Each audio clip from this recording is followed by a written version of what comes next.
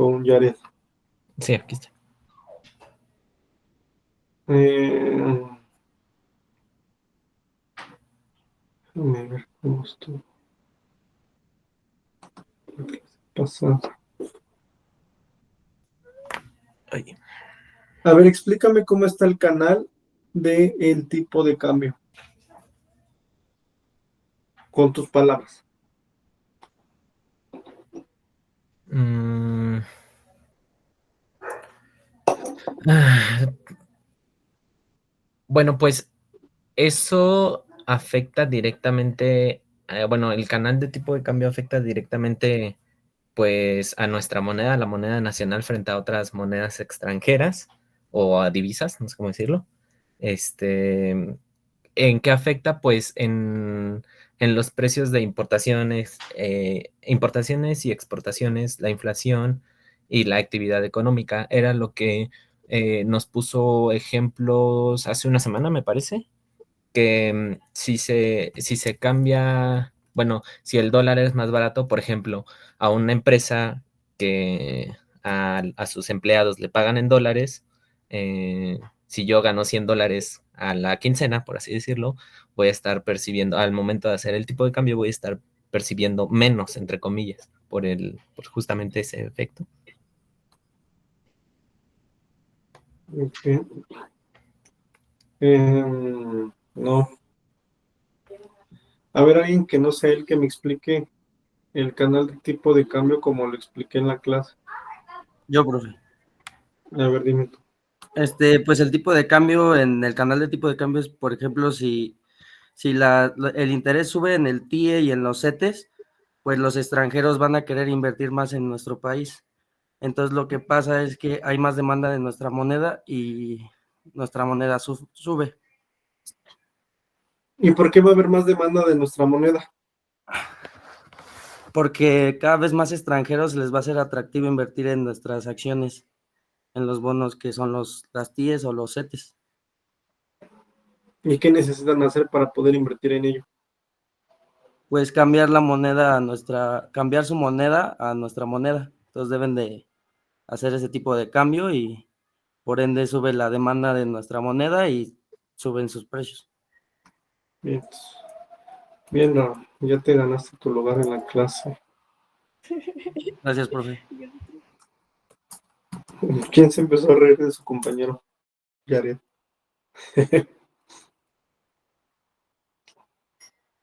Vale. Pues entonces tenemos dos cepillados, que es Josué Axel y Josué Jared. Ah, no, José Axel y Josué Jared.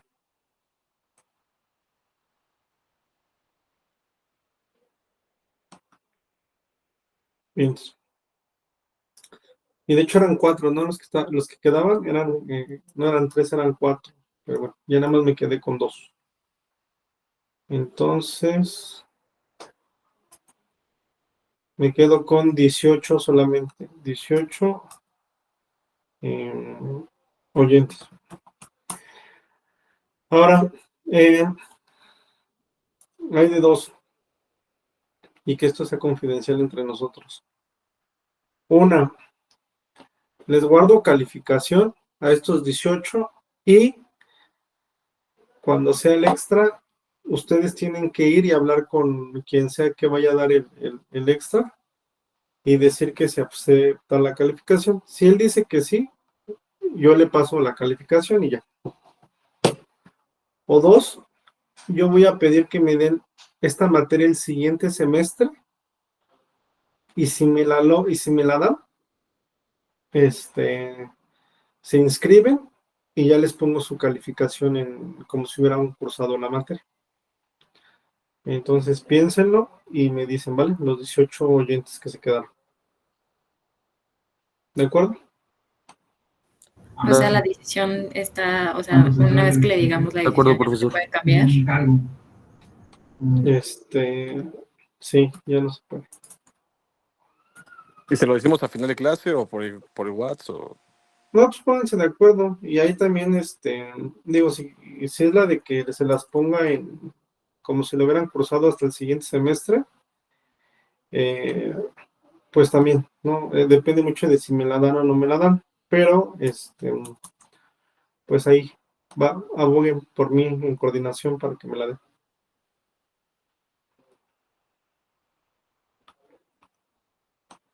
¿Cuál es la probabilidad que usted pueda realizar el extra, ya sea este semestre o el que sigue? Ninguna, porque es la primera vez que la doy, y por lo regular se la dan a Venegas o... Ay, no me quedo quién más la da. Pero no me la van a dar a mí. Y el extra.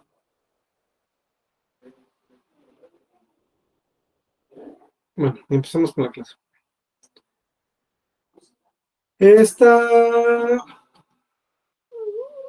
Vamos a empezar con la administración de riesgos, que era algo que habíamos visto la primera clase, ¿se acuerdan? Voy a repasar un poquito la presentación súper rápido y ya empezamos con el primer tema.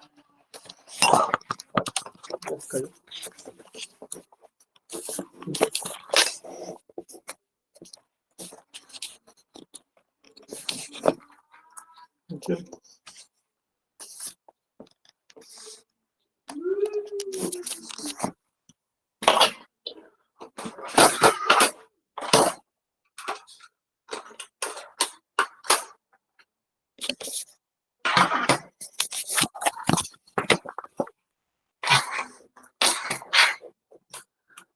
A ver, déjenme ver.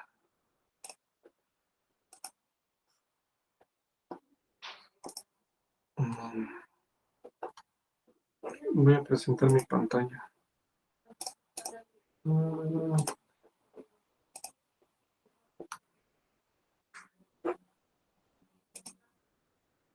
A ver. Habíamos visto las unidades. Esto que ya lo vimos. Tasas de interés. Ok. Habíamos visto esta parte de la administración de riesgos, en donde decíamos que el riesgo pues es la incertidumbre de que ocurra una pérdida económica, ¿no? Esto es súper importante. Una pérdida económica en el futuro.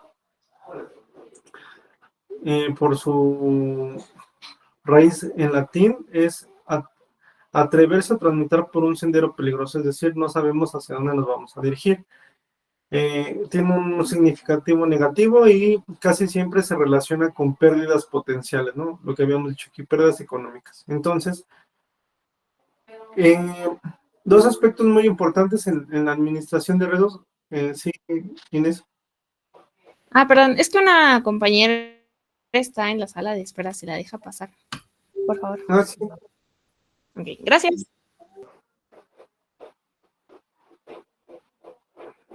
Nada más que yo no soy el dueño de la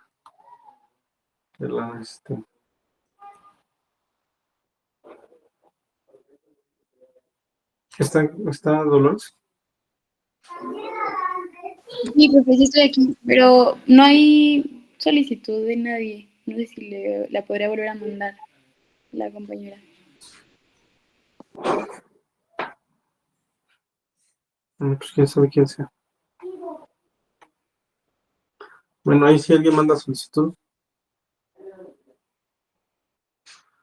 los aceptas. Sí, profe. Vale. Entonces,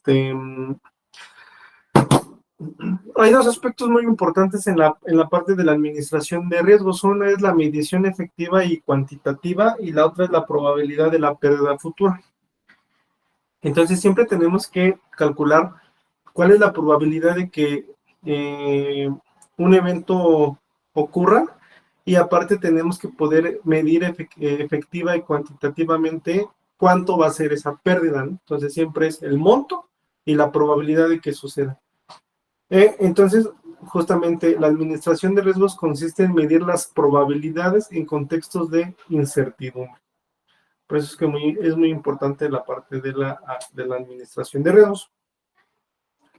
Y veíamos, ¿no? La base de la administración de riesgos desde un inicio era, por ejemplo, JP Morgan en su modelo Risk Matrix introdujo el concepto de valor en riesgo para los modelos modelo para medir el riesgo, ¿no?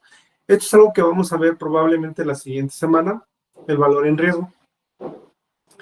Después, Fisher Black y Marion Schultz vieron lo que era el modelo para evaluar el precio de las opciones financieras. Esta parte la vamos a ver cuando veamos derivados y cómo cubrir los riesgos con derivados. Luego, el precio de los activos tienden a la media histórica. Esto no lo vamos a ver, pero bueno, fue como un parteaguas en la parte de la administración de riesgos. Y después Henry Markowitz ganó el Premio Nobel de Economía, riesgo medido por la desviación estándar. El día de hoy vamos a empezar a ver algo que nos va a llevar hacia la teoría del portafolio otra vez, pero o sea, ya no la vamos a ver tan a detalle. Ahorita lo que vamos a ver es, vamos a definir qué es el riesgo, qué es la volatilidad, por qué es tan importante estos dos parámetros, y luego algunos supuestos muy fuertes que traen los modelos en finanzas que casi nunca se cumplen. Y entonces, pero hay otras técnicas como para poder hacer estos modelos, supliendo como esta violación hacia los supuestos. Y de ahí nos vamos a esta parte, a la del valor en riesgo, y después nos vamos hacia los modelos el Black and Scholes. Habíamos visto los diferentes tipos de riesgos, el de mercado, el de crédito, el de liquidez y el legal. Que creo esta no es la última versión. Esta no, espera. Sí está.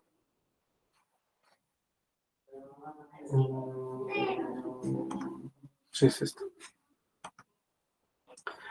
Habíamos visto lo que era el riesgo de mercado, el de crédito y el de liquidez, ¿no? El riesgo de mercado es la pérdida por cambio en el precio de los activos. Luego, el riesgo de crédito es la pérdida por incumplimiento de un contrato, bueno, de una contraparte. Y el riesgo de liquidez es la pérdida por no poder transformar en efectivo un activo. Y luego tenemos los legales, los operativos y los reputacionales, que estos son un poquito más difíciles de medir, tanto la probabilidad como el impacto, pero en la teoría sí se sigue, ¿no? De hecho, el riesgo operativo es algo también muy importante para la administración de riesgos en toda empresa. Hoy vamos a empezar a ver el riesgo de mercado, ¿vale? Pérdida por cambio en el precio de los activos. Esta parte, el proceso de la administración de riesgos, los objetivos de la administración de riesgos son, 1, asegurar que una institución o un inversionista no sufra pérdidas económicas inaceptables, ¿no? Aquí es muy importante que cuando nosotros tomemos algún proyecto de inversión o algún proyecto en el cual queramos participar, pues siempre tenemos que medir cuáles van a ser las posibles pérdidas que vamos a llegar a tener, ¿no? Y en esa parte era muy importante ver lo que es el rendimiento que voy a esperar, que voy a obtener versus el riesgo que voy a correr. Entonces depende mucho del perfil de cada persona ver si se arriesga o no, ¿no? O sea, si en realidad vale la pena correr ese riesgo a cambio de esa rentabilidad. Entonces, ese es uno de los principales objetivos de la administración de riesgos, que siempre midamos cuál va a ser el rendimiento esperado y cuál va a ser el riesgo que vamos a estar corriendo para poder tomar la decisión de si entramos o no entramos.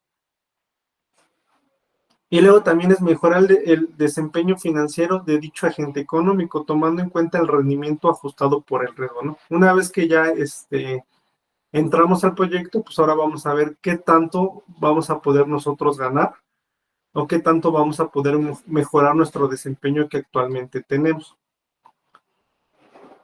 Entonces, la metodología es, tenemos que identificar los riesgos, después tenemos que cuantificarlos, y después de cuantificarlos, pues también tenemos que hacer la medición de qué tan riesgoso, ¿no es? Si es alto riesgo, medio riesgo o bajo riesgo, ¿no? Y todo eso lo tenemos que hacer a través de modelos probabilísticos, ¿no? Y bueno, vamos a empezar a desarrollar algunos modelos y vamos a empezar a hacer el análisis de un caso en particular, ¿vale? Entonces, voy a dejar de proyectar y voy a empezar a escribir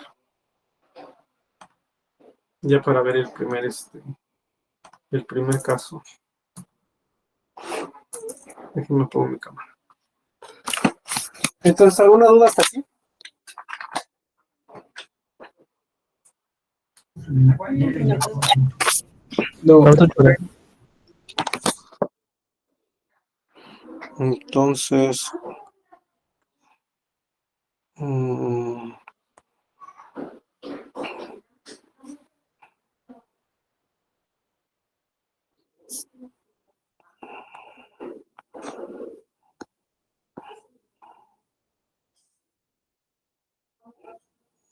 mm,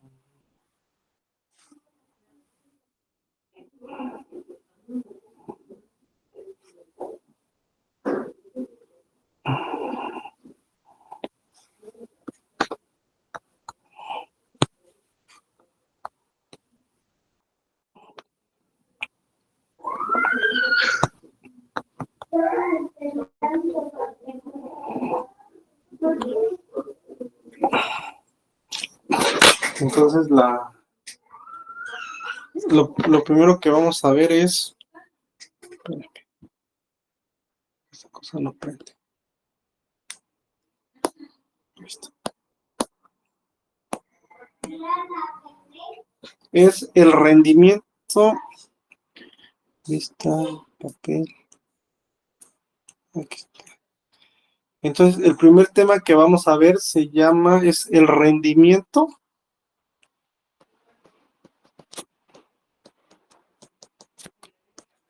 y riesgo. Bueno, vamos a empezar con algo que es sumamente importante.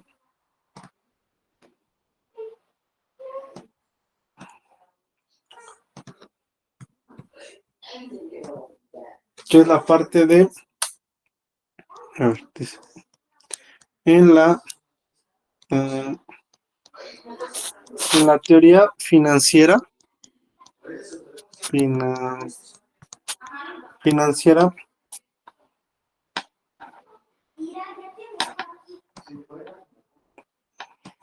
si quieren participar, hablan porque no estoy viendo la pantalla. ¿Va? Dice, en la teoría financiera existen dos variables o parámetros muy importantes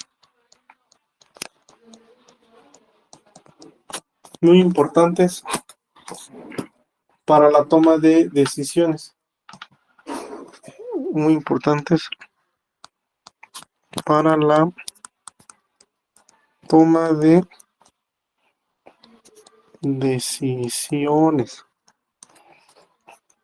¿Cuáles creen ustedes que son esos dos?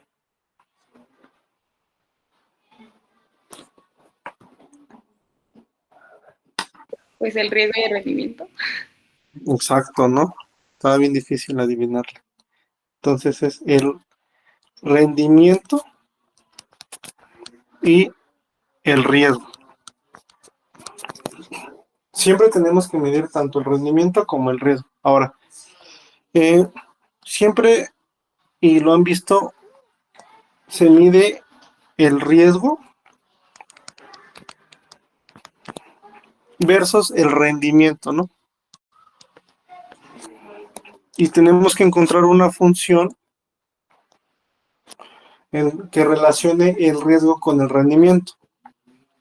Supongamos que tenemos esta función, ¿no? Del riesgo contra rendimiento. Ahora, vamos a ver dos puntos importantes en la recta. El punto A y el punto B. ¿Qué me pueden decir del punto A? Que a menor riesgo, menor rendimiento y a mayor. Ay, bueno, solo eso. Del punto A. Rendimiento libre de riesgo. Vale, o sea, los dos están bien.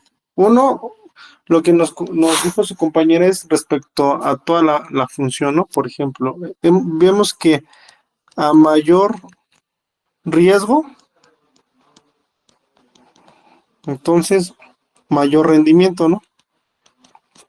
Mayor rendimiento. Y lo contrario, ¿no? A menor riesgo,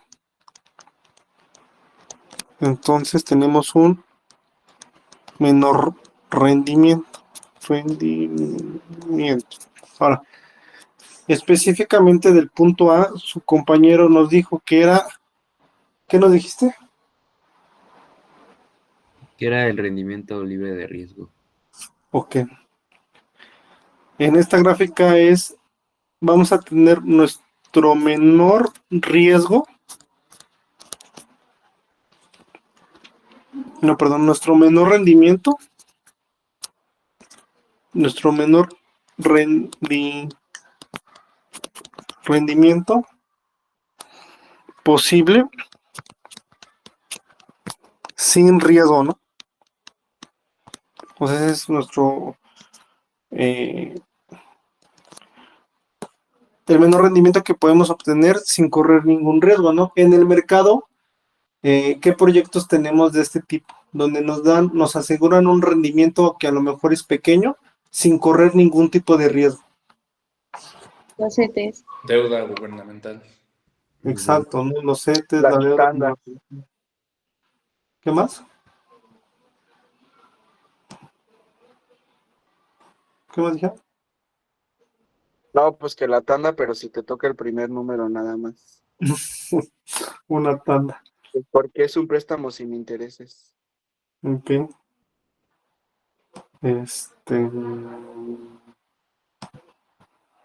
Vale, entonces, sí tenemos ejemplos de eso, ¿no? En la vida real.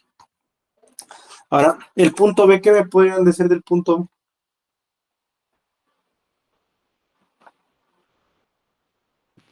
Mayor Implica un riesgo mayor al que pero ofrece un mayor rendimiento. Que ese punto lo podríamos ver como, pues, el rendimiento deseado, ¿no? Que queremos, dado un riesgo. Por ejemplo, yo quiero correr este riesgo, pero a cambio quiero obtener este rendimiento, ¿no? Entonces, ese punto, y como ese punto, pues podría ser cualquier punto de la recta, ¿no? Aquí. Ya depende de nuestro perfil de riesgo. Entonces, es el rendimiento, bueno, el riesgo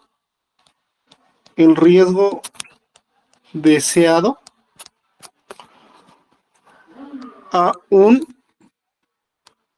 rendimiento exigido.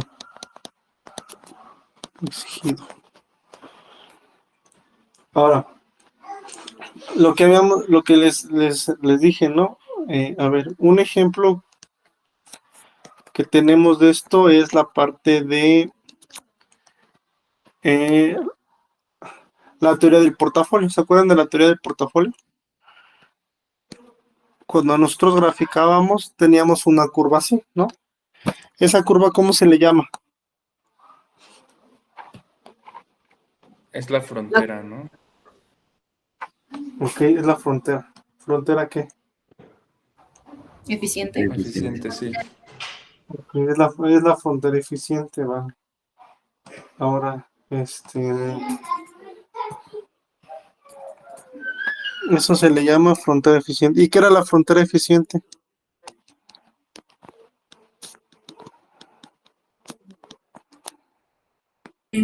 Recuerdo que era como el porcentaje de riesgo que uno estaba dispuesto a tomar y como con comparación al rendimiento, ¿no? Entonces, ¿qué graficábamos sobre la X y qué graficábamos sobre la Y? Tiene que ver con la varianza, ¿no? Algo así. Algo así recuerdo. Como que esos son los que tienen menor varianza, las combinaciones, que son menos volátiles. Según yo, en este caso también en el eje X era el riesgo, ¿no? En el eje Y, igual nuestro rendimiento esperado. No, aquí lo puse mal. Este es el rendimiento, y aquí está el riesgo. Porque, no, espérenme, ya no me acuerdo. No, lo de arriba sí estaba bien, ¿no? Sí. Sí. Riesgo y rendimiento, sí, porque este es riesgo. Perdón, ya me confundí. Va de nuevo. Olviden el último minuto de clase. Riesgo y rendimiento. Vale, entonces aquí tenemos el riesgo. el riesgo y acá tenemos el rendimiento. Lo que hacíamos era obtener un portafolio de inversión, ya sea de 1, 2, 3 o N acciones, y lo que sacábamos era el rendimiento, el riesgo y el rendimiento, ¿no? ¿Se acuerdan que el rendimiento qué es? Lo veíamos como M, ¿no? Como mu. Y el riesgo era la volatilidad, que era la desviación estándar. Entonces podíamos obtener este punto, ¿no? Ese punto, ¿cómo se le llamaba ese portafolio? De mínima varianza. Exacto. ¿Y por qué es de mínima varianza? Porque si aquí estamos colocando la desviación estándar, este es mi portafolio que tiene la menor desviación estándar de todas las posibles combinaciones de mis activos. Y la desviación estándar viene de la varianza, ¿no? Entonces, pues, es el portafolio de mínima varianza o el portafolio de mínimo riesgo, ¿no? Porque este es el portafolio que me está dando el mínimo riesgo. ¿Cómo construíamos esta curva? Acuérdense que lo construíamos con porcentajes, ¿no? Por ejemplo, si teníamos 2 activos, decíamos, pues quiero invertir el 20, es lo malo de ser disléxico. El 30% de mi activo A versus el 70% de mi activo B, ¿no? A y B. Y entonces teníamos que sacar cuál era el rendimiento o la media de mi activo, ¿no? A lo mejor era del 8%. Y igual el rendimiento o la media de mi otro, ¿no? Que era a lo mejor el 9%. Y después teníamos que sacar la desviación estándar, que a lo mejor era de 3%, y la desviación estándar a lo mejor era del 1%, ¿no? Y entonces para sacar el rendimiento total y la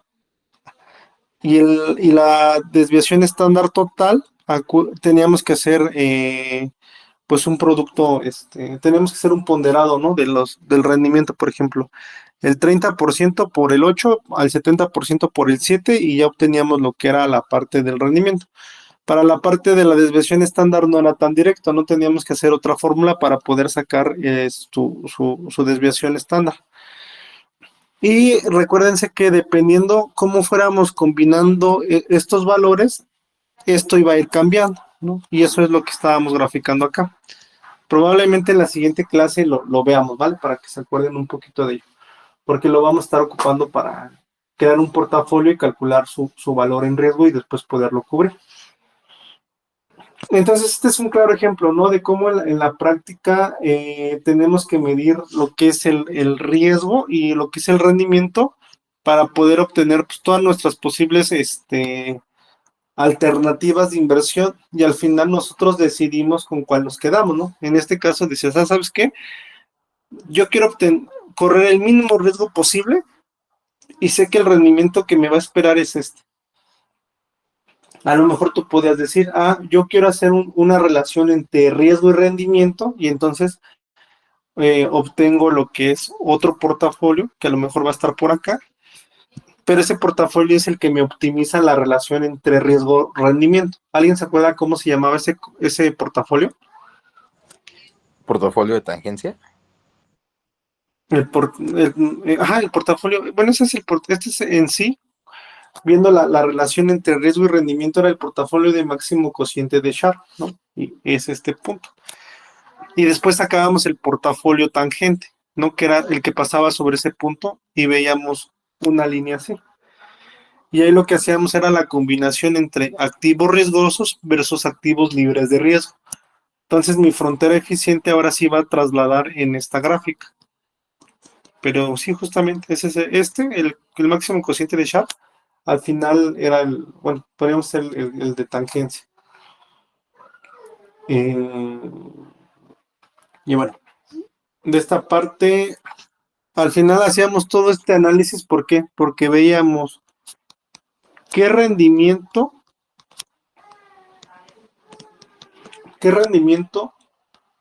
quiero, considerando qué riesgo quiero tomar. Considerando qué riesgo quiero tomar.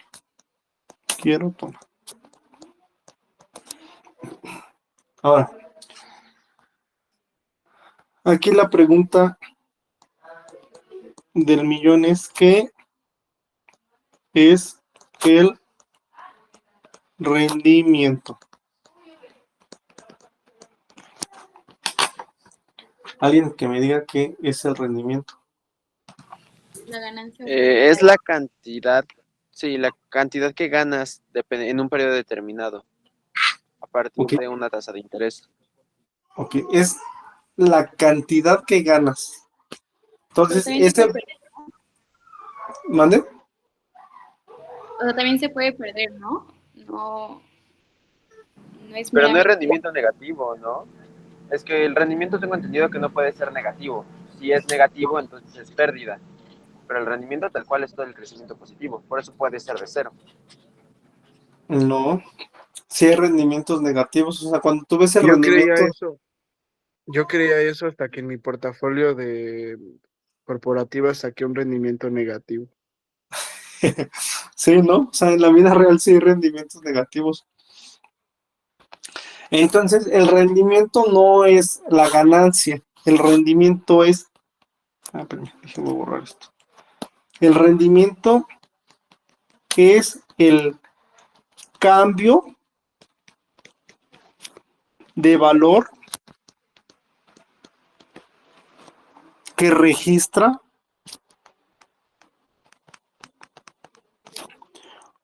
un activo en un determinado periodo. Determinado periodo. Entonces, podríamos definir como nuestro RI como el cambio de valor comparado versus su valor inicial, ¿no? Para poder hacer ese cambio relativo, es decir, ¿contra qué lo estamos comparando? Lo estamos comparando versus el valor inicial. Ahora, ese cambio, ¿cómo va a ser? Pues va a ser el valor final menos el valor inicial entre el valor inicial. Ese es nuestro rendimiento. Para el rendimiento lo podemos ver también como una tasa de crecimiento, ¿no? ¿Están de acuerdo? O de crecimiento. Ejemplo, vamos a hacer un ejemplo. Un ejemplo sencillito. Actualmente tengo un activo.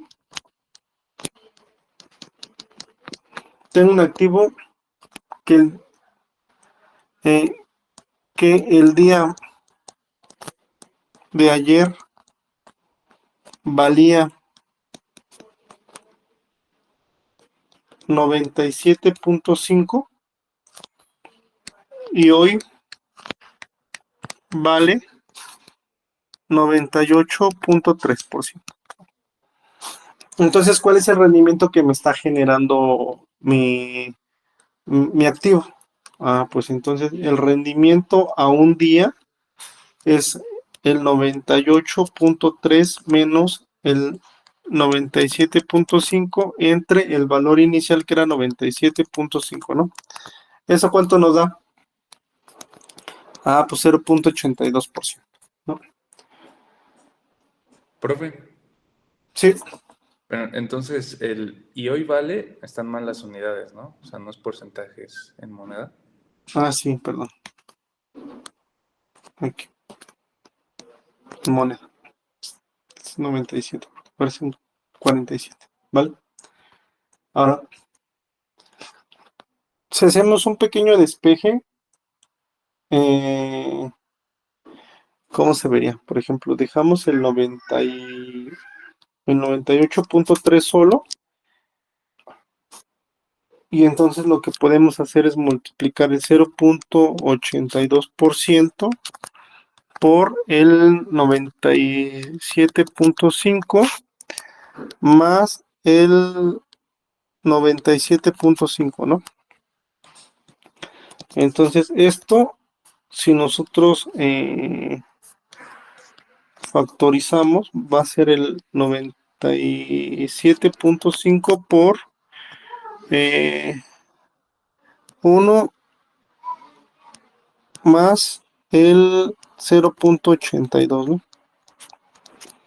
¿Eso a qué se parece?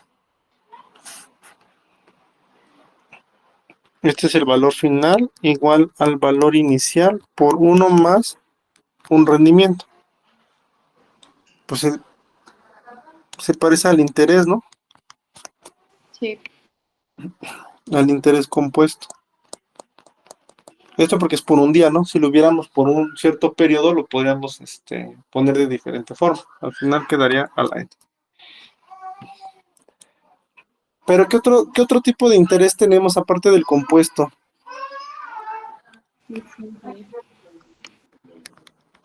Tenemos el interés continuo, ¿no? El interés continuo. En donde teníamos que era el 90, por ejemplo, ahí lo tendríamos que hacer como el 97.5 por E a la delta igual al 98.3. Entonces, si quisiéramos obtener el rendimiento sería el logaritmo natural de el 98.3 entre el 97.5. Ahora, aquí si queremos el R, pues sabemos que salió de esta fórmula, ¿no? De esta acá. Entonces tenemos dos formas para calcular los rendimientos, ¿no? Para calcular el rendimiento. Profe, ¿puedes subir llenito, por favor?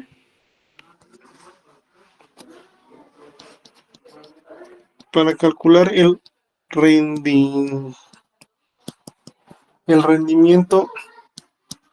diario, tenemos las siguientes dos fórmulas, ¿no? Por ejemplo, si queremos el rendimiento diario, pues simplemente es el precio de hoy menos el precio de ayer entre el precio de hoy, ¿no? PT menos 1. Y la otra fórmula es obtener el logaritmo natural del precio de hoy entre el precio de ayer. Así. Uno es de forma como interés compuesto y el otro es como interés continuo. Por ejemplo, para seguir el precio de una acción, ¿cuál de los dos ocuparían? ¿El primero o el segundo?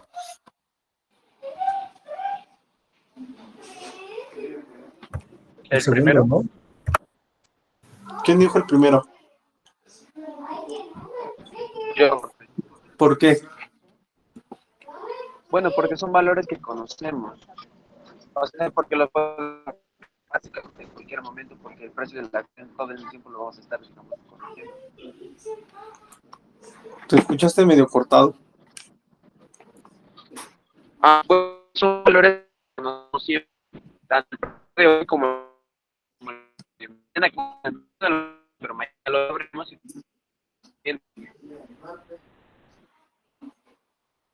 ¿Soy yo o todos lo escuchamos medio más? Sí, he escuchado. Bueno, en la práctica se ocupa la segunda opción, ¿no? Porque ¿cómo es el cambio de los rendimientos de una acción?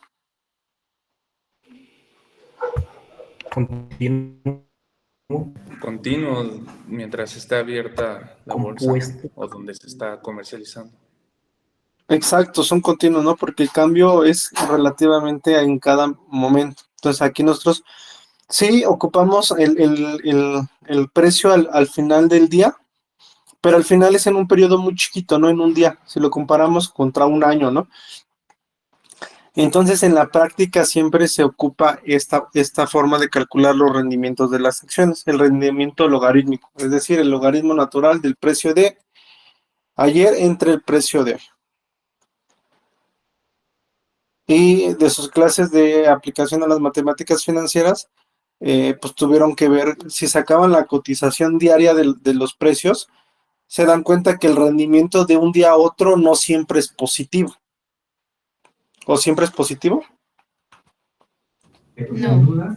No. Ah, una cosa es el rendimiento a un día y el otro es el rendimiento esperado de una acción, ¿no? El rendimiento promedio. A lo mejor toman 1 año o 2 años de análisis y con eso dicen, el rendimiento esperado de mi acción es de tanto, ¿no? No nos podemos basar con el rendimiento que observamos en el último día, ¿no? O en la última semana, sino tendríamos que hacer un análisis a través de cierto tiempo para poder saber cuál es el rendimiento estimado. Entonces, sabemos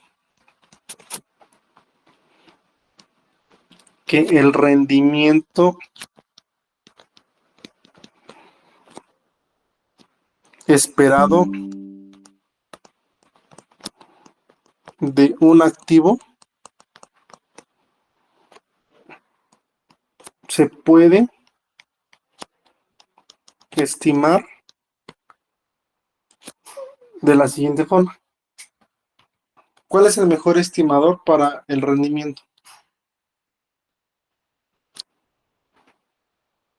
La esperanza, el promedio. Era la media muestral, ¿no? El mejor rendimiento, el mejor estimador. ¿Y cómo es la media muestral? 1 entre n por la suma. Es la suma de i igual a 1 hasta n de todos los rendimientos diarios entre n. Y así era como sacábamos el rendimiento esperado, ¿no? Que muchas veces lo denotábamos como una m, ¿no? Mu. ¿Hasta ahí se acuerdan de eso? Sí. Ahora, Profe, tengo una duda. De arriba, cuando era el logaritmo, ¿qué era nuestra PT y nuestra PT menos 1? es el precio en t entre el precio de t menos 1, o sea, el precio de hoy O sea, entre la T el es el precio de ayer. tiempo. T es el tiempo. Va, gracias. Ahora, ¿qué otra cosa queremos sacar, no? Ahora queremos, y por ejemplo, esta M, ¿qué es? Es el rendimiento, ¿no? Todo esto es el rendimiento. Ahora, ¿qué es el otro que queremos, de lo que queremos hablar? El riesgo. El riesgo, ¿no? Exacto. Ahora hablemos de la volatilidad. La volatilidad. Sobre la volatilidad, les voy a enseñar a calcular la volatilidad de algunas formas en específico, pero bueno, ahorita lo vamos a hacer en una forma muy, muy básica, ¿qué es la volatilidad estadísticamente? Es la desviación estándar, ¿no? De los rendimientos. Es decir, de todos nuestros RSI. De todos los rendimientos de un activo. O podría ser de un portafolio. Que ustedes ya saben calcular la volatilidad de un activo o de un rendimiento. Si no, vamos a dar un repaso en la siguiente clase. Ahora, este es un indicador fundamental para la cuantificación del riesgo de mercado, específicamente cuando hablamos de activos, ¿no? Entonces, es un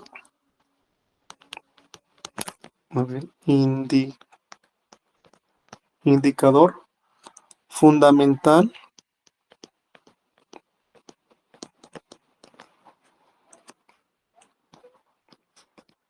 para la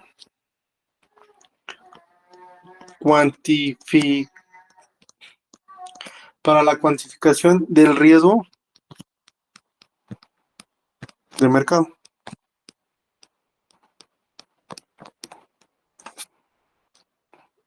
¿Y qué representa la desviación estándar de sus clases de estadística en la secundaria? ¿Qué representa la desviación estándar?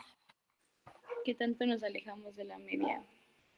Exacto, no es una medida de dispersión de los rendimientos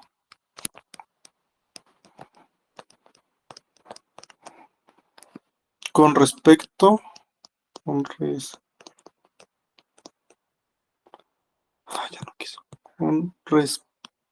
con respecto al promedio o a la media, ¿no? Al promedio o la media. Ahora, ¿cómo se calcula la desviación estándar? Bueno, uno de los métodos más fáciles para calcular la volatilidad en un activo es tal cual la volatilidad histórica, ¿no? La volatilidad histórica,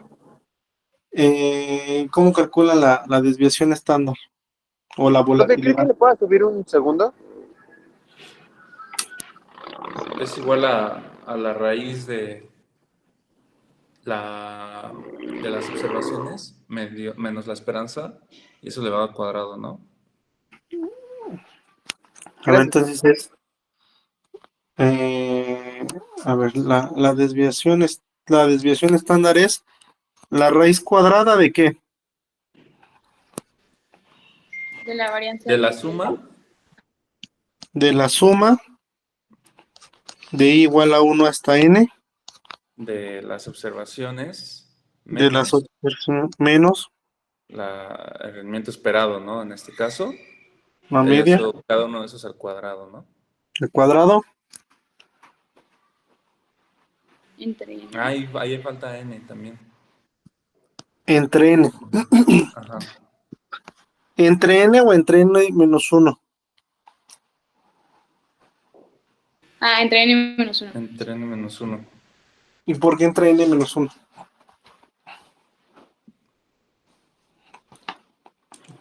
Porque le estamos quitando un grado de libertad, ¿no?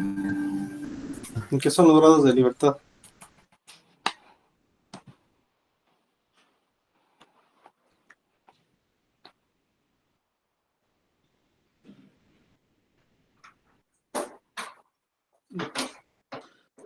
Yo ¿Qué solo son los recuerdo grados? que, por ejemplo, en la distribución normal, el mejor estimador era justo el que tenía el n-1. No recuerdo por qué. No es por el hecho de que estamos calculando sobre una muestra y no sobre toda la población. Ok, ese es un punto, ¿no? También Cuando porque es ya entre n, cuando es entre n es la poblacional, ¿no? O sea, sobre todo la población. Cuando es n-1 es la muestral. Pero estadísticamente, ¿por qué? Para poder tener un estimador de la desviación estándar o de la varianza tenía que ser n-1. O sea, ¿por qué le quitábamos porque ya estamos ocupando la esperanza y ya no es ya no es independiente, entonces por eso hay que quitarle como ese parámetro. Ok, hay que quitarle un parámetro, que son los grados de libertad, no, o sea, le quitamos una observación. Además, acuérdense de sus clases de estadística 1 cuando veían que era un BUE. Un estimador de mínima Estimador varianza y sesgado. Ajá, y sesgado. Sesgado, suficiente, consistente. Y Y sesgado entonces, de mínima varianza. De mínima varianza también. exacto, entonces cuando lo hacen con n, no les sale insesgado. Tienen que hacerlo contra n-1. Entonces, por eso acuérdense que para tomar un mejor estimador es la varianza muestral, la n-1. Ahorita vamos a ver cómo sale. De hecho, no se mueven mucho los resultados. Pero bueno, la teoría nos dice que tiene que ser así. Entonces es importante la observación de que todo... bueno, entonces esto se llama volatilidad histórica, que es el método más sencillo para calcular la volatilidad de un activo, ¿no? Entonces, si queremos calcular la volatilidad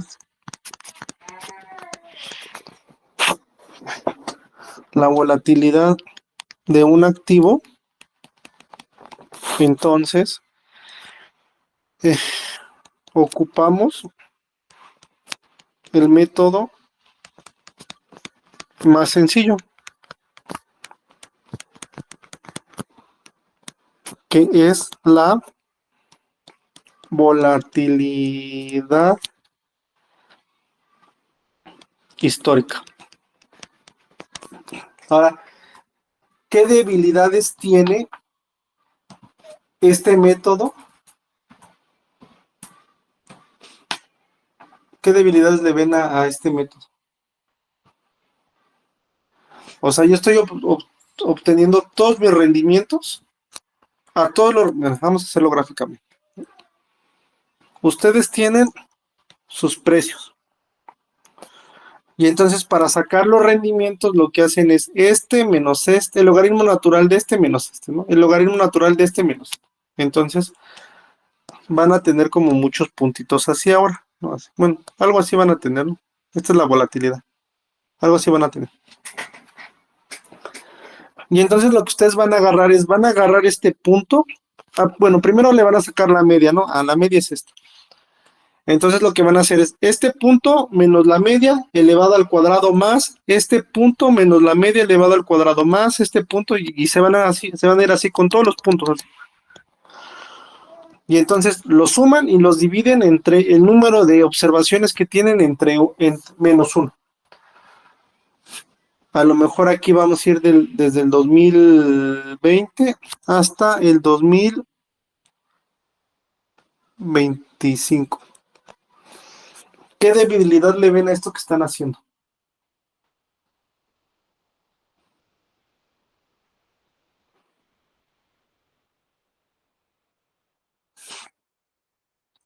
Por aquí está el 2022. Y a lo mejor el rendimiento de los precios fue así, después cayó, después subió, y ahorita está cayendo, ¿no? Y ahorita va a subir. Y ustedes sacan los rendimientos de esta forma, ¿no? Y a lo mejor aquí vemos algo así, y luego subió, y así. ¿Qué debilidad le ven a esto? Pues que es muy inestable, ¿no? Y que depende mucho del periodo en el que se observa. O sea, y que tiene, o sea, como es histórico, no está contemplando una visión del futuro. Ok. Más o menos, tu respuesta, o sea, está parcialmente bien. Una, que a todos los valores los estamos tratando por igual, ¿no? A todos les estamos restando la media y los estamos elevando al cuadrado. Pero para yo ver cuál es el riesgo que voy a tener en un futuro, ¿ustedes de qué se basarían?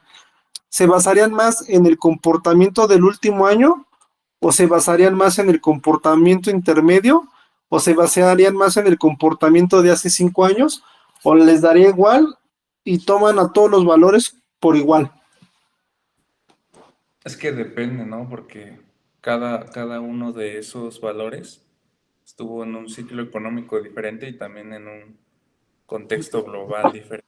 Por ejemplo, el COVID o cuando inició el conflicto de Rusia y Ucrania. Ok, pero por ejemplo, que tú estás parado aquí y tú quieres ver cuál va a ser la volatilidad del siguiente día, ¿en qué te basarías más? ¿Tú quieres datos recientes, ¿no? Creo que en lo más reciente. En lo más reciente, ¿no? Bueno, entonces vamos a ver, ahorita lo más fácil es, ¿sabes qué? Pues trata a todos por igual y vas a sacar la volatilidad histórica.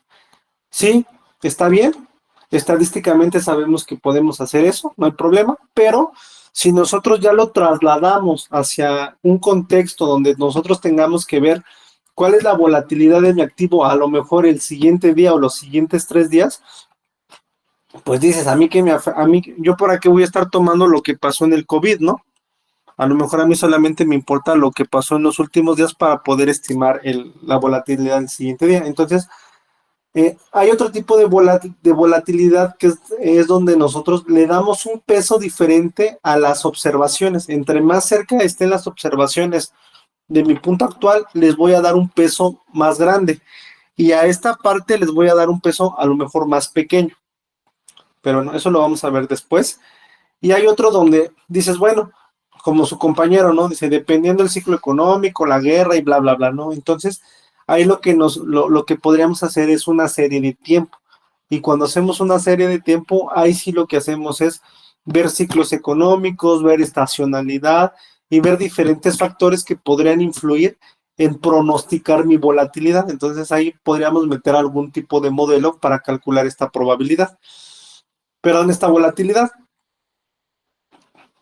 Y hay otra que se llama la volatilidad implícita, que es yo me volteo al mercado y veo cómo están los instrumentos financieros y lo único que hago es veo cómo están los rendimientos, cómo está el tiempo y cómo están los flujos. Y entonces, como yo ya me sé las fórmulas para sacar el precio de mis activos, lo único que pongo como incógnita es la volatilidad y lo que hago es despejar la volatilidad. Y entonces así estoy obteniendo la volatilidad implícita. ¿Vale? Entonces, eso quiero que se lo queden como grabado. No lo vamos a ver ahorita, lo vamos a ver en unas siguientes clases, pero este método de la volatilidad es la más fácil, ¿no? La volatilidad histórica. Ahora. Profe, ¿le puedes subir esto, por favor? ¿Aquí? Sí, es verdad. Ya, gracias.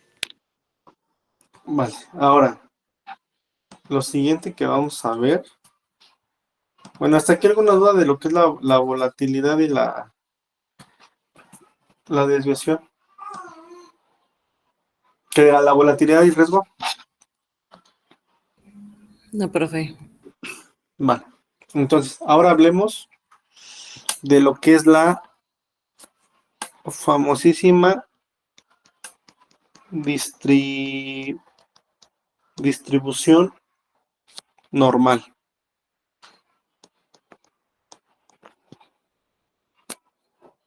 ¿Por qué es tan importante la distribución normal en las finanzas? Teóricamente, los instrumentos financieros,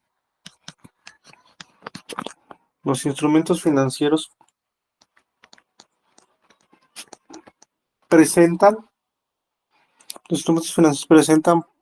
por lo regular una distribución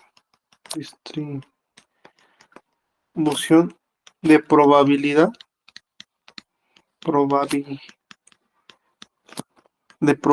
normal. Y es por eso que esta distribución tiene un papel importante en la estadística y en particular en la medición de riesgos en finanzas. ¿Vale? Entonces, por lo tanto,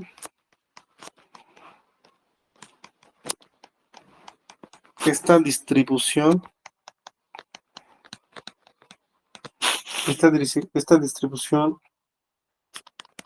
tiene un papel importante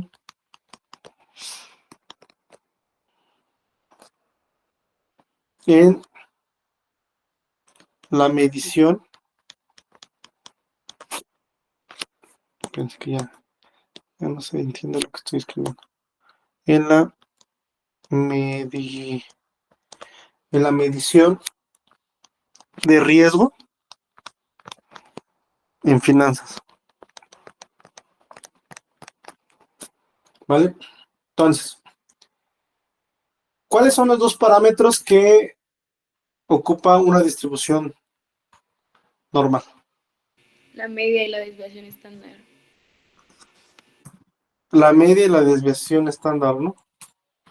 Que al final son cosas que ya estábamos platicando acá arriba. Entonces, eh, eh, los dos parámetros,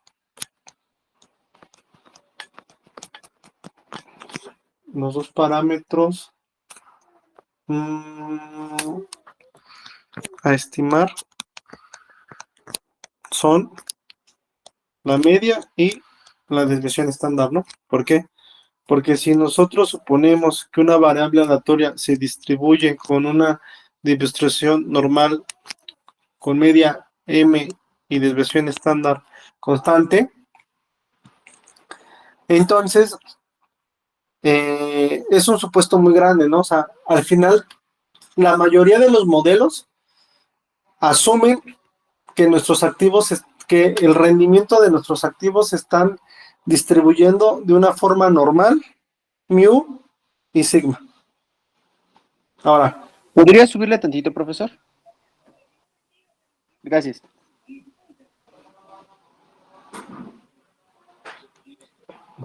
ahora Gracias. lo que vamos a ver es, cuando hagamos un modelo, siempre los modelos están tomando este supuesto, ¿no? Siempre los modelos te dicen que, suponga que se tiene una distribución normal, tal. Entonces, hay otros métodos para poder, o sea, muchas veces no se cumple, ¿no? Este supuesto no se cumple, pero hay alternativas para poder calcular el modelo con otras soluciones. Entonces, lo que vamos a hacer nosotros es, uno, ver el método teórico en donde estamos suponiendo normalidad. Después hacemos otro método donde ya vemos la distribución real que tienen nuestros activos y después hacemos otro haciendo simulaciones. Cuando comparemos los tres resultados nos vamos a dar cuenta que no están tan alejados. Y bueno, al final nosotros decidimos con cuál nos quedamos, que la mayoría de las veces pues, nos quedamos con el modelo que refleje más nuestra distribución, ¿no? Ahora, si hablamos de distribución normal, hay otros dos conceptos súper importantes, que es el sesgo y la kurtosis.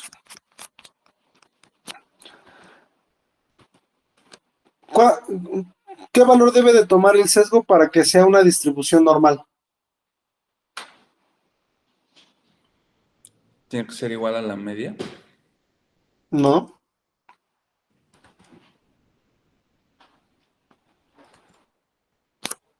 Debe ser 0, ¿no? Tiene que ser 0, ¿no? Porque lo que nos dice es que es simétrica. Si nos da negativo o otro número alejado del 0, nos va a decir si está sesgada hacia la izquierda o si está sesgada hacia la derecha, ¿no? Y luego, la kurtosis, ¿cuánto tiene que ser?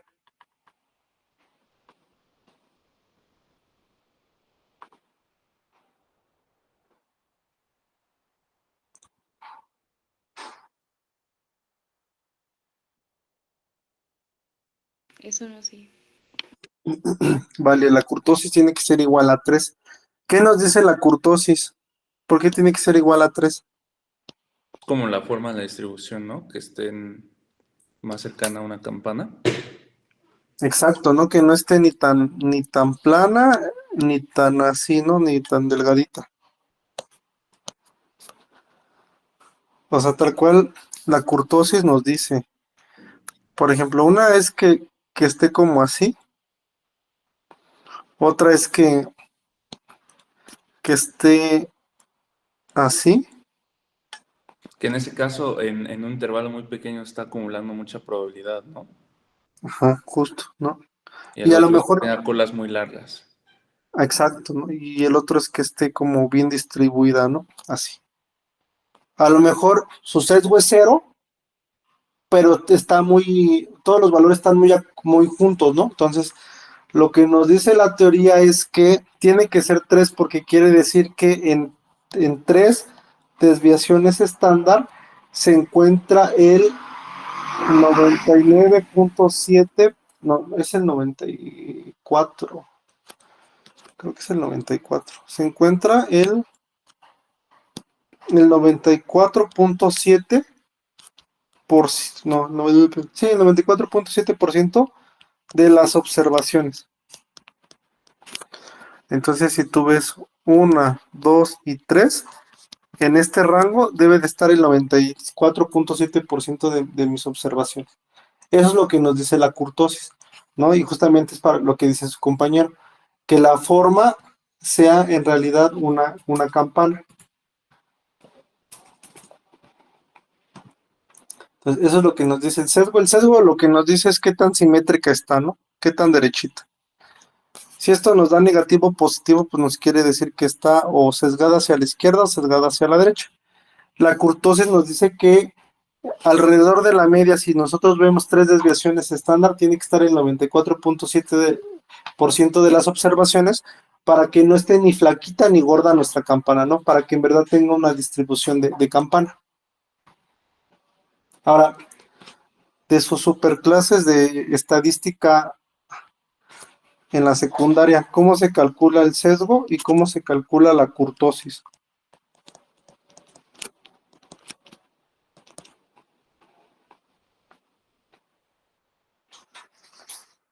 Ok, no se amontonen, es n entre n menos 1 por n menos 2.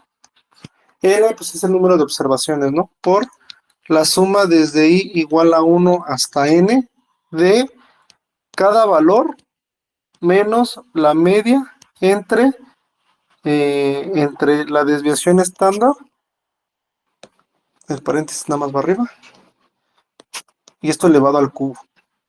Así obtenemos el sesgo.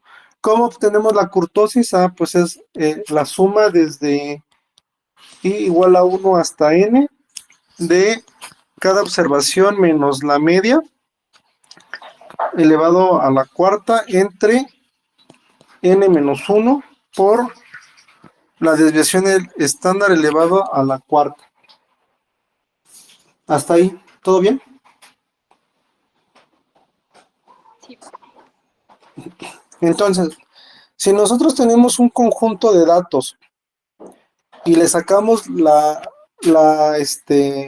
media y la desviación estándar y la graficamos y vemos que nos da algo así, decimos, es una normal, ¿no? Se distribuye con una distribución normal. Pero no siempre vamos a estar seguros, ¿no? Porque a lo mejor o nos va a quedar más chueca o nos va a quedar más flaquito, más gorda. Entonces lo que hacemos es, hay que sacarle el sesgo y hay que sacarle la kurtosis. Y si esto nos da 0 o nos da 3, bueno, si nos da 0 y nos da 3, entonces quiere decir que efectivamente se distribuye de forma normal. Pero hay una forma más fácil, bueno, no es una forma más fácil, pero hay una forma estadística de poder comprobar si efectivamente se distribuye de una forma, con una distribución normal. Y para eso vamos a hacer una prueba de hipótesis. Prueba de hipótesis. ¿Qué prueba de hipótesis está para calcular normalidad? La de Shapiro, ¿no? Esa y otra.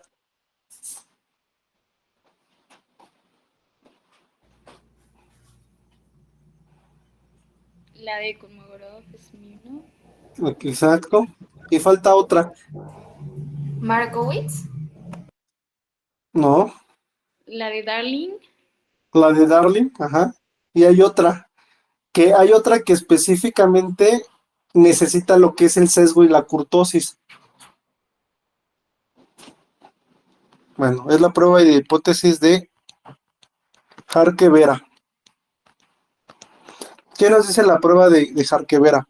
Tenemos que sacar nuestro estadístico. El estadístico de Harke-Vera es n, que es el número de observaciones, entre el sesgo al cuadrado, entre 6, más la kurtosis, menos 3, al cuadrado entre 24. Profe, hay una pregunta rápido. En lo de la curtosis, la varianza es a la cuarta. Sí, Y también lo de arriba. O sea, lo del numerador, lo de X. este es 4 y este es 4. Gracias.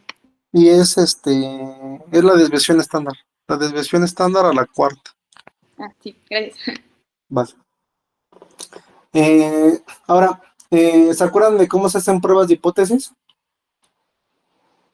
Sí, con la hipótesis nula y la alternativa. Ok, entonces la hipótesis nula y nuestra hipótesis alternativa. ¿Qué es lo que queremos demostrar? Si rechazamos o no la hipótesis Nula. ¿no? Ok, entonces aquí ¿cuál sería nuestra hipótesis nula? Que se ¿Es distribuye normal? como una normal. Exacto, que los datos se... los datos siguen una distribución normal, específicamente de esta forma, ¿no? Y la hipótesis alternativa, los Que no se datos distribuye como una normal. no son normales, no son normales. Normales. Estoy escribiendo bien feo, más del hábito. Entonces, como número 1, calculamos El nuestro, estadístico de prueba, ¿no? el estadístico de prueba, ¿no? Que en este caso es el estadístico de Harkevera. 2, Hay que ver calcula, cuál es la región de rechazo de esa prueba. exacto, ¿no? Nuestro p-value. Que en sí, la prueba de Harkevera sigue una distribución chi cuadrada con 2 grados de libertad, ¿no? Porque tenemos dos parámetros. Entonces, es la chi cuadrada con 2 grados de libertad. Y después, entonces, ahora sí hacemos nuestro nivel de significancia. 3. Profe, Sí, La prueba de la prueba de Harkevera se divide entre 24. sí, entre 24. Ya, gracias.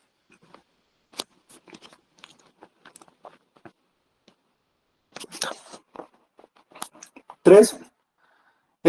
Ahora sí vemos el nivel de significancia, ¿no? Nuestro nivel de significancia. Que en este caso va a ser nuestra alfa al 0.05, ¿no? De significancia. Entonces, ahora sí, ¿qué pasa si nuestro p-value es mayor a nuestra alfa? ¿Y qué pasa si nuestro p-value es menor o igual a nuestra alfa? En este caso, no rechazamos H0 y en este caso rechazamos H0. Y esto ya son sus clases de estadística 3, ¿no? Bueno, sí, estadística 3, ¿no? ¿O 2? No, 2. 2. Sí, porque la 3 es no paramétrica. No, pero creo que también ven muchas pruebas de hipótesis en la 3. Bueno, entonces todo esto ya no lo tengo que explicar, ¿vale? Ya no lo vamos a demostrar y nada, ya nada más vamos a seguir las fórmulas. Entonces, ¿hasta aquí alguna duda? ¿Se puede esperar tantito ahí? Sí. Ahora sí, ¿alguna duda? Sí. A lo mejor, no sé, se me está olvidando, pero el nivel de significancia, no tratábamos que fuera de cerca del 95%. Ah, sí, pero es el 1 menos alfa, ¿no? Ah, cierto, es el número, o sea, tienes razón. Entonces es justo eso que acabas de mencionar.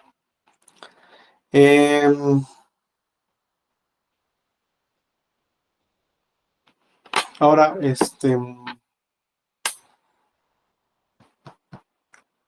ya que tenemos esto, ¿Tienen alguna duda?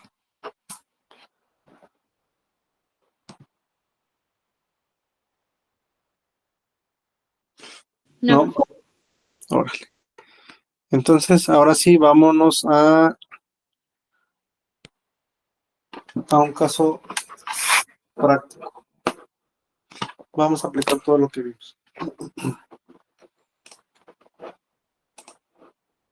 Como para que no quede nada más en la teoría.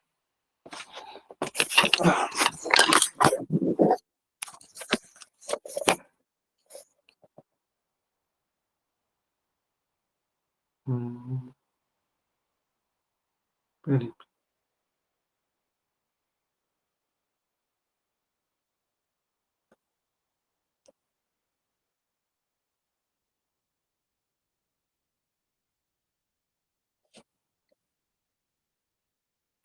¿Sí se ve mi pantalla? Sí. Ok, entonces vamos a abrir lo que quieran. Yo voy a ocupar Anaconda.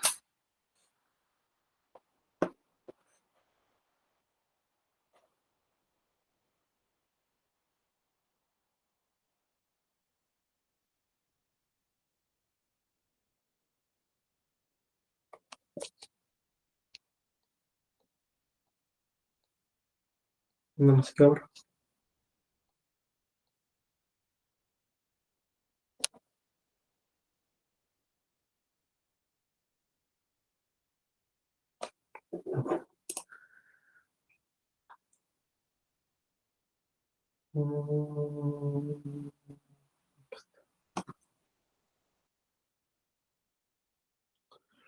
Todos saben ocupar Python, ¿verdad? Sí. ¿Ya al 100? No al 100, pero No al 100. más. Se hace lo que se puede, ¿no?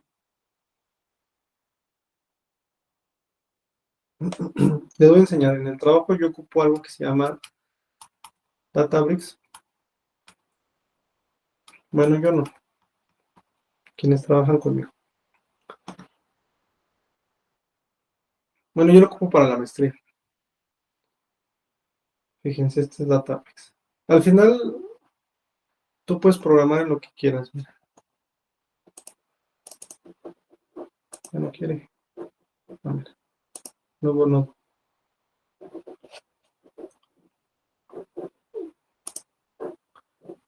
Me está quedando mal.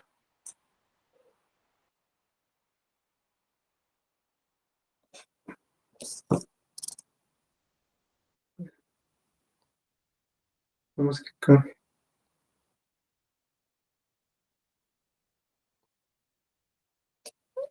A ver. Y aquí le pueden poner, si quieren, en Python, en SQL, en Scala o en R, como en Google Colab.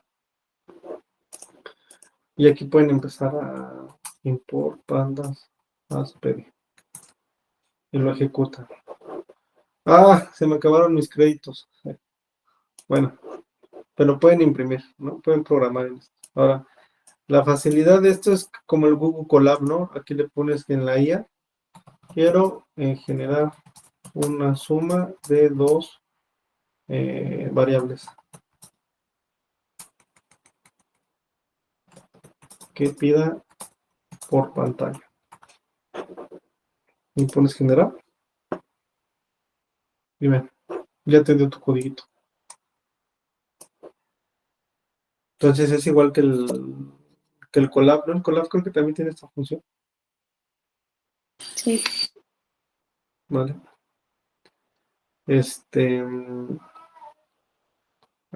Sí me doy cuenta cuando lo ocupa.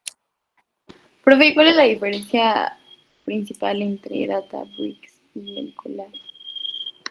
Ninguna, solamente es la interfaz. Bueno, vas a programar igual. Digo, Databricks tiene más funcionalidades. La verdad es que puedes generar pipelines, puedes tener también lo bueno es que Databricks es de Spark, entonces puedes programar con PySpark y es más rápido, ¿no? Para Big Data es un procesamiento distribuido, entonces lo que hace es que tú procesas tu información que es muy grande y lo que hace tu computadora es que genera diferentes clústeres y divide la tarea en estos clústeres. Entonces, son varios clústeres trabajando en una consulta y al final se ejecuta más rápido. Entonces, es una ejecución distribuida a Pandas, que es una distribución en paralelo o continua. Entonces, es más lento. Entonces, para grandes volúmenes de datos, es mejor ocupar Spark. Entonces, Databricks es de Spark, entonces ya tiene la funcionalidad. Entonces, por eso es que lo ocupamos en el trabajo. A ver, gracias. Pero bueno, ya no nos aburro con eso. Vamos a abrir nuestro...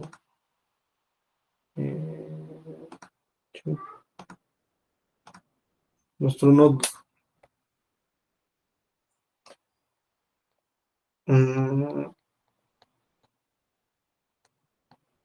Vale. Entonces, primero vamos a importar NumPy, ACNP, Pandas. Pandas creo que no lo vamos a ocupar, pero de todos. Vamos a importar matplotlib.plt as plt y vamos a importar la librería de mat y vamos a ocupar una que es estadística, que no sé cómo se pronuncia, SciPy. SciPy.stats import y vamos a importar lo que es la kurtosis. No, perdón, este es el sesgo. Kurtosis. La chi cuadrada y la prueba de Harkevera. Corremos.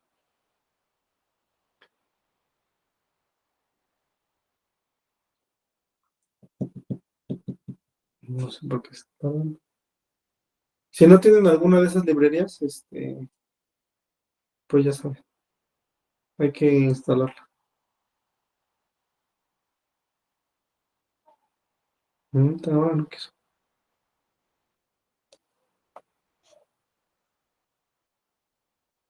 Se murió.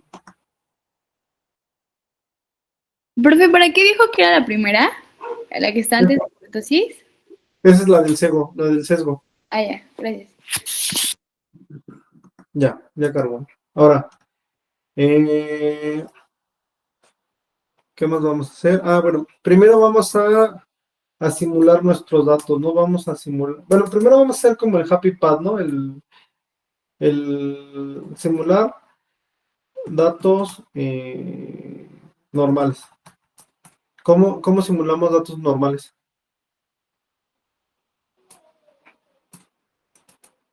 Vamos a simular nuestros rendimientos. Ni siquiera los precios, ya vamos a simular los rendimientos, ¿vale? ¿Cómo genero un arreglo con n números? O bueno, con n cantidad de elementos que provengan de una distribución normal y que sean aleatorios. La función random. Random.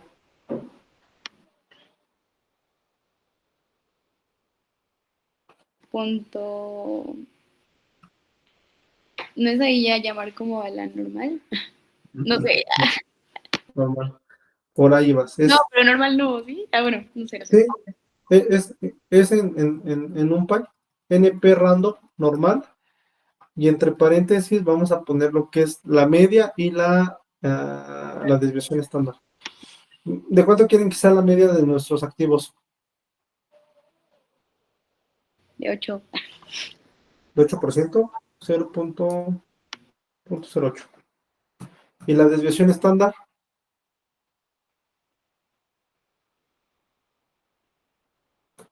Del 15%. Vale. ¿Y cuántos vamos a querer? 100, ¿no? Entonces, vamos a imprimir los rendimientos. Y ya nos dio 100 números aleatorios con una media de 0.08 y una desviación estándar de 0.15. ¿A todos les dio lo mismo?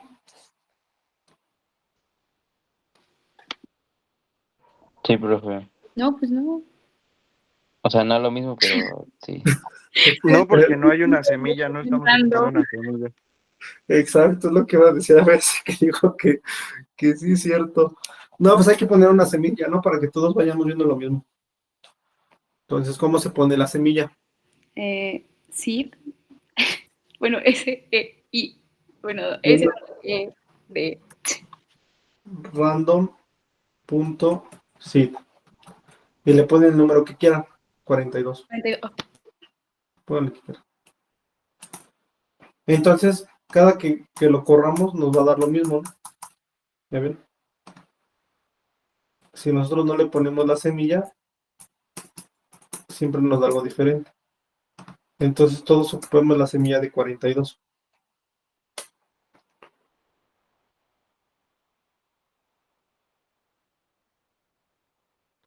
¿Sí? ¿Pero me puedes subir un tantito?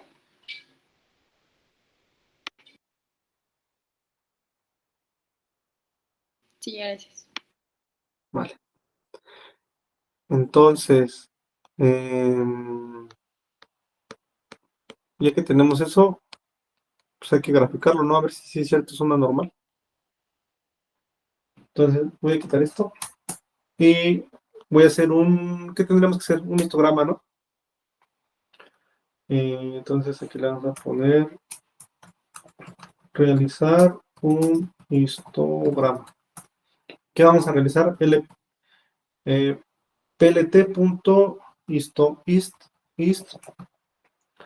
¿Qué vamos a poner? Nuestros datos, los rendimientos, coma, bins, o sea, los rangos. ¿Cuántos rangos quieren? 10. Y ya, ¿no? Y ya está. Pues vamos a ponerle el plt.show. Se me olvidó. Ahí está. ¿Se parece a una norma? Pues sí, un poquito corrida. Vamos a ponerle a lo mejor 20. También dependiendo de los bins, ¿no? Que le hagamos. Por ejemplo, de 3 bins. Pues más o menos, ¿no? ¿Sí o no? ¿Se parece o no se parece? Sí, más o menos. Más o menos. Más o menos, ¿no? Todo depende de los bins que le pongamos. Ahora, bueno, ustedes ya saben cómo poner, por ejemplo, el título, ¿no? El title, le vamos a poner rendimientos. Y ahí le van agregando el X de la X, de la Y y las leyendas y todo lo demás, todo lo que quieran.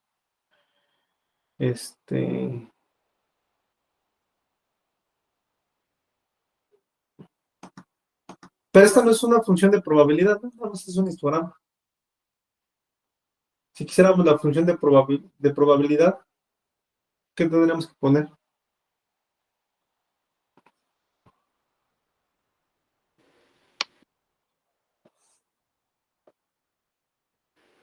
Aquí le ponemos density igual a true.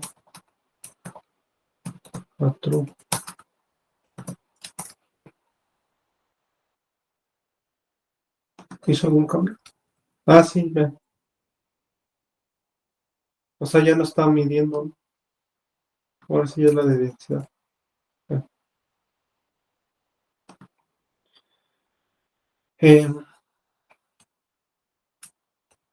Ahora, ¿qué pasa si le ponemos más observaciones? Por ejemplo, que le pongamos 10,000. Ya se parece, ¿no? Parece. Por ejemplo, vamos a poner 20 bins. Vean, esa ya se parece a una normal. Aunque le pongamos solamente 100. Entonces, acuérdense de la teoría de los grandes números, ¿no? Entonces siempre hay que ponerle más. Entre más datos, se van a acercar hacia su distribución real, que en este caso, pues sí debería de ser una normal con media en 8. Por aquí debe de estar. Y la desviación estándar, ¿no? 15. Ahora, ¿cómo calculamos los cuartiles? Bueno, el número de clases. Porque aquí o sea, también depende mucho del número que yo le ponga. Por ejemplo, si le pongo 4, me sale de esta forma. Si me pone 5, me sale de esta otra forma. Habrá una regla para calcular ¿cuál es el mínimo de clases o el mínimo de bienes? ¿Se las enseñaron? Número mínimo de clases según la regla, se llama la regla de Storch. ¿Qué nos dice? Que tenemos que ver el largo de nuestra muestra, que en este caso es 1000, pero nosotros la podemos sacar viendo la longitud de aquí, ¿no? Entonces, por ejemplo, vamos a poner el largo, va a ser igual a la longitud de mi arreglo, de mis rendimientos. Ese es mi largo. Y después tengo que hacer la división entre el logaritmo natural, que el logaritmo natural, bueno, y ese es mi número de clases. C, según la regla de Storch, es el logaritmo natural del número de observaciones entre el logaritmo de 2. Entonces, en este caso, tenía que ser, el logaritmo lo sacamos por eso quería la biblioteca de mat, porque es mat.log de largo entre el logaritmo natural, el logaritmo de 2. El logaritmo de 2. Y eso nos va a dar, no nos va a dar un entero, no nos va a dar, nos puede dar cualquier valor.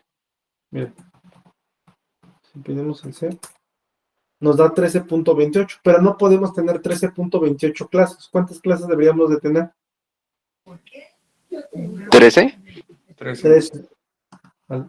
Pero lo que nos dice la regla de Sturge es que tiene que ser el entero más cercano, pero hacia arriba. Entero más cercano hacia arriba. ¿Y eso cómo lo sacamos? C punto igual con la de mat hay una función que se llama save. Save, ¿no? Ajá. Ándale, la de save. Entonces vean, ¿ya cuánto nos dio? 14. Aquí nos dice que el mínimo de clases sugeridas tiene que ser de 14. ¿Puedes subirlo un segundo? Un segundo. Uh-huh.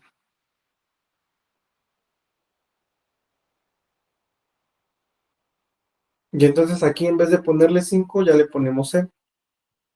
Aquí sí. Y vean, ya nos hace la función bien bonita, ¿no? Por ejemplo, obviamente va a cambiar. Si le ponemos solamente 100, nos va a decir que con 7 clases. Y vean, 1, 2, 3, 4, 5, 6, 7 clases. Obviamente, entre más datos le pongamos, por ejemplo, así muchos, me va a decir que 24 clases. Y vean, ya me está haciendo las clases. Pero bueno, dejémoslo solamente en 10,000. Ahí está, en 10,000. Ahora, ya no nos va a dar tiempo. ¿Qué es lo que vamos? Bueno, les explico lo que voy a hacer la siguiente clase. La siguiente clase lo que vamos a hacer es vamos a obtener, o sea, yo ya estoy simulando que estos son mis rendimientos logarítmicos, ¿vale? yo estoy suponiendo que todo lo que está aquí, por ejemplo, aquí,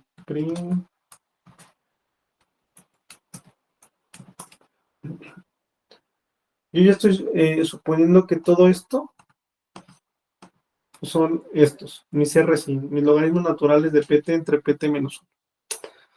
Entonces voy a sacar de forma manual, con fórmula, así tal cual, mi rendimiento esperado. Voy a sacar mi volatilidad, así tal cual la fórmula. Voy a sacar mi sesgo y mi kurtosis con las fórmulas. Y después voy a sacar el estadístico de Jarquevera igual de forma manual. Voy a calcular mi prueba de hipótesis de forma manual.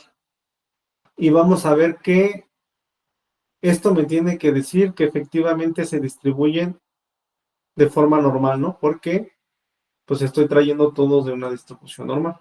Entonces, esta es como mi prueba para ver que la teoría es cierta.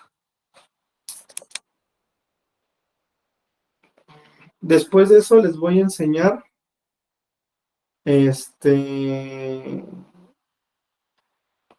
cómo en Python directamente le podemos poner Jarquevera, que es esta que pusimos acá. Le pongo Jarquevera y me hace todo lo que vamos a hacer manualmente en aproximadamente, yo creo que como en 40 minutos, ¿vale? Entonces con Jarquevera, solamente con que le ponga rendimientos y le ponga Jarquevera, pues ya me va a dar el resultado y me va a decir si sí o no es una distribución normal, ¿vale? Ahora, ¿por qué quiero hacerlo de forma manual? Porque después de eso, ahora sí nos vamos a conectar a Yahoo Finance. Vamos a elegir cualquier acción que ustedes quieran. Vamos a sacar sus rendimientos Oiga, logarítmicos. profe, Sí. le quería preguntar ahorita que está diciendo esto, creo que ya no te deja descargar los históricos en Yahoo Finance. La otra vez intenté hacerlo y creo que ya no está la opción. No, sí, ya te deja otra vez. Mira. ¿Cuándo lo pusieron? Porque yo no tiene mucho que lo intenté y estaba todo bloqueado y vi que lo habían quitado. Mira, está diciendo, no sirve Yahoo Finance. Ya lo había buscado yo. No, sí, mira. De hecho, es que la página la estaban como actualizando. Y mira, si te metes aquí a Yahoo. Es más, ni siquiera te dejaba descargar el histórico. Mira, BBVA, aquí, bueno, vamos a sacar la de Liverpool. Aquí está, mira. Equity México.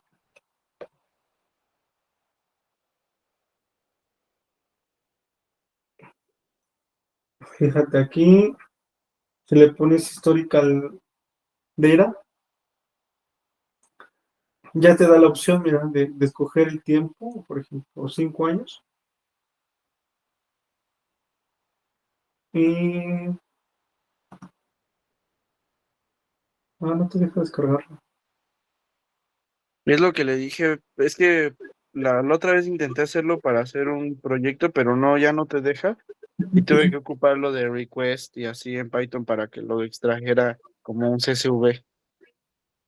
No, pero sí te deja, con lápiz sí te deja. A ver, déjame ver. Pero igual puedes importar la librería de Yahoo Finance Ajá, en Python. así lo vamos a hacer directamente desde la librería de Yahoo Finance. Y sí nos va a dejar. Te digo porque yo lo probé hace poquito, justo antes de que empezara el semestre, lo probé y sí me lograba conectar. Pero bueno. Sí. Y entonces vamos a sacar ya los históricos de una acción y le vamos a aplicar la prueba y nos vamos a llevar la sorpresa de que no se distribuyen de forma normal. Y ya después ya vamos a empezar a ver ya otros temas, ¿vale? ¿Alguna duda? No, profe. Vale, entonces,